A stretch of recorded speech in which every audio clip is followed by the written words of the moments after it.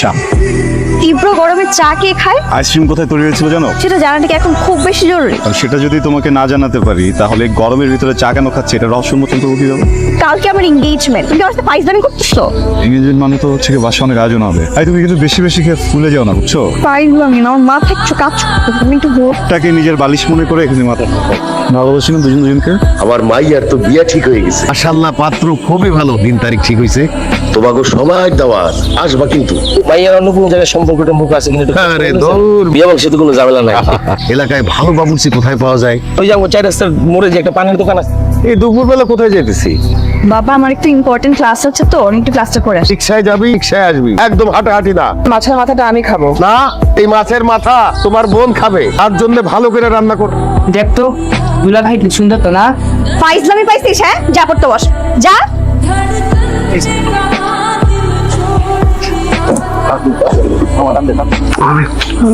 ভাবি নতুন ভাবি মিষ্টি মিষ্টি ভাব, তোমার জন্য আমার বন্ধুরা নতুন জীবন পেয়েছে। নাবিলার কোনো খোঁজ পাইলি? সব বান্ধবীদের বাসায় তো খুঁজলাম আব্বা, কারো বাসায় তাপকে পেলাম না। তোমার জন্য লাই দিয়ে দিয়ে মেয়েটারে মাথায় তুলছো, প্রতিদিন একটু শাসন পর্যন্ত করতে দাও না, এখন বুঝো? মিয়া বাড়ির মেয়ে বলে কোনো বদনামই নাই, দুধে দুয়া তুলসী পাতা। অন্ধদি পলায় হয়ে গেছে গিয়া, আমরা হলে বিষ খেয়ে মরতাম। সি সি সি সি সি। ভাবনা আছে মানে?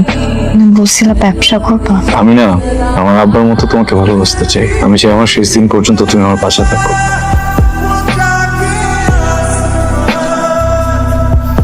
কিন্তু অফিসার, আপনি তো বলেছিলেন আপনি সহযোগিতা করবেন। আপনার ব্যাপারটা বুঝতে পারছি।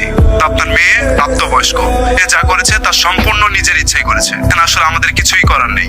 ভালো থাকবে। কি হচ্ছে? চাকরিটা গেল। কি চাকরি গেল মানে? কি হবে? আমি কি করবো? কিভাবে কি করবো আমাকে একটু বল। ঠিক হয়ে যাবে সবকিছু। এই গয়নাগুলো বিক্রি করে দিয়ে তুমি একটা ব্যবসা শুরু করবো।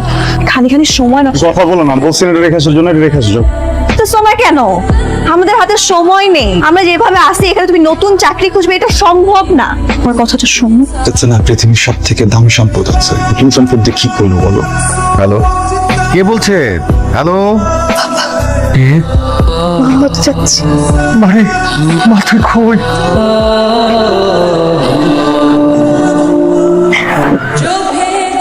চাকরি হয়ে গেছি। এ বলে যে কালকে থেকে আমি জয়েন করতে পারবো। মন খারাপ, মন খারাপ। আপনার সব কিছু এখানে, কিছু বেঁচে নেই। নাবো কি হয়েছে? বাবাকে ফোন দিচ্ছে। নাবো কি হয়েছে? আমাকে নিয়ে যাবি? আমার তো কিছুই বলছেন, তুমি একটু বলছো, কিছু বলো। আমি কিছু বললে সেটা কি ওদের ভালো লাগবে? যা বলবো সব মেনে নিবো বাবা। আমি পুলিশে খবর দিয়ে রেখেছি, তুই থেকে যাবি, তুই পুলিশ নিয়ে যাবি। পুলিশকে বলবি ও জোর করে তোকে তুলে নিয়ে গেছে। বলতে পারবি? কি বলছো বাবা এসব? আমি ওকে বিয়ে করেছি। তোরা দুইজন আমাদের এখানে থাকবি, তোদের সমস্ত ভরণ পোষণ আমার। বাচ্চা ডেলিভারি হবে, 1 বছর পর্যন্ত তুই তোর বাচ্চা করবি। 1 বছরের বাচ্চাকে আমাদের এখানে রেখে তোরা চলে যাবে। কি বলতেছেন আপনি এগুলো? আপনি আমার সন্তান নিয়ে কথা বলতেছেন। আমি এটা কোনো খেলার কথা বলতেছেন না। পৃথিবীর কোনো বাবা মা পারবে তার সন্তানকে রেখে থাকতে? কেন সম্ভব না? তাই তো আমাকে শিখিয়েছো। কি ভুলে গেছো? একজন বাবা, আমার একটা সন্তান আছে, সেই সন্তানকে তুমি আমার কাছ থেকে ছিনিয়ে নিয়ে গেছো, তাহলে তুমি কেন পারবে না? সন্তানকেও ছিনিয়ে নিলে তুমি কেন পারবে না সেটা সহ্য করতে? থাকলে তুমি এটা করতে পারতে না। তুমি আবার বাচ্চাটাকে নিয়ে গেছো, কি করে বুঝবে একজন বাবার কষ্ট? আঙ্কেল, বয়স যখন 15 তখন আম্মা মারা গেছে। আব্বা সে থাকতে সামলাতে পারেনি, মানসিক ভারসাম্য হারাই ফেলে। যে একটা ছেলে আছে, ওনার এটা মাথায় ছিল। কোনদিনে আমার এসে জিজ্ঞেস করে নাই যে আমি খাইছি কিনা, সে নাই আমি ঘুমাইছি কিনা, শরীরটা কেমন, আমার জ্বর আসছে কিনা। আমার যখন নাবিলার সাথে পরিচয় হয়, ও আমার খুব খেয়াল রাখা শুরু করলো। আমি না ভুলে গেছিলাম যে আমার পরিবার নাই। আপনারা বিয়ে ঠিক করে ফেলছেন, আমি খুব ভয় পেয়ে গেছিলাম যে আমি আমার পরিবার তো মনে হয় একবার হারাই ফেলবো। একবার আপনাদের কথা আমার মাথায় আসে নাই। পরিবার হারানোর ভয়ে আমি খুব সেলফিশের মতো একটা কাজ করে ফেলছি। আপনি আমার মাফ করে দিয়ে নাকি? নাবিলার ছাড়া আমি থাকতে পারবো না, সন্তানের ছাড়া থাকতে পারবো। যদি আপনি বলেন এখান থেকে চলে যেতে, আমি ওইটাও যেতে পারবো না। পরিবার ছাড়া আমি থাকতে পারবো না।